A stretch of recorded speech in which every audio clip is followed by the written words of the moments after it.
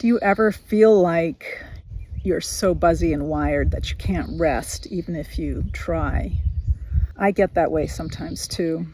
And I think many of us women have so many responsibilities. We're dealing with caregiving, we're navigating grief, often chronic health conditions.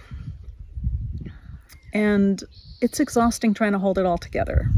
This morning I felt it when I was sitting outside for my nature practice, and it was like a deep, tight coil, really tight inside of me. But after a few minutes of watching the squirrels scamper in the oak branches, and I saw these two yellow butterflies just flittering past me, I just felt myself take a deep breath without even trying,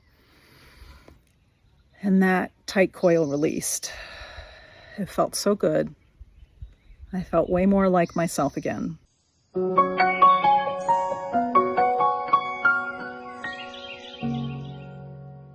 This type of relaxation is very pleasant and enjoyable, but it really matters because it benefits every aspect of our health. That's why I created this workshop, How Wise Women Stay Grounded.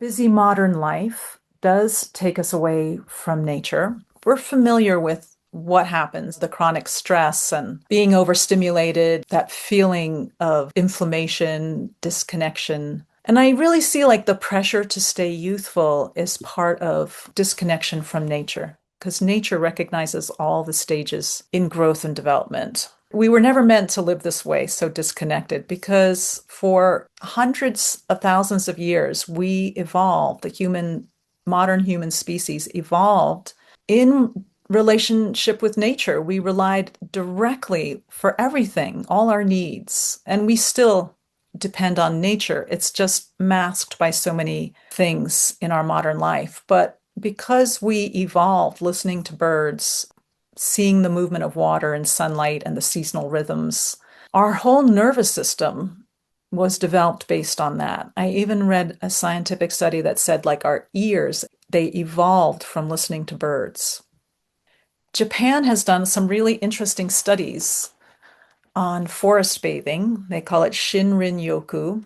Their public health agencies work together with the parks and the forest agencies, and they've studied how time spent in nature really affects the body. There was one Japanese study conducted across 24 forests, and researchers found that participants who spent time walking quietly in the forest experienced measurable reductions in stress hormones, blood pressure, heart rate, and the nervous system shifted deeply into a restorative state. So we know as women that when we balance our stress hormones, that all of our other hormones are much more likely to come into balance. That makes issues with weight, issues with sleep, issues with digestion more likely to come in balance when our stress hormones are balanced.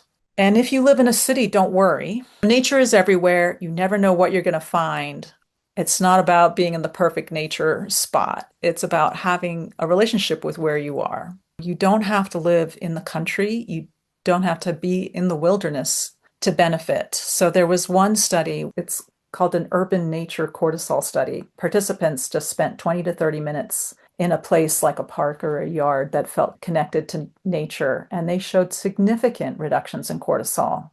And recently I was speaking to a young environmental journalist in Berlin. We were talking about this, and he said, "Oh yeah, I recently moved from the center of Berlin to just a little bit further outside so that I had access to a city park, and it helped so much to help him feel calmer and less stressed."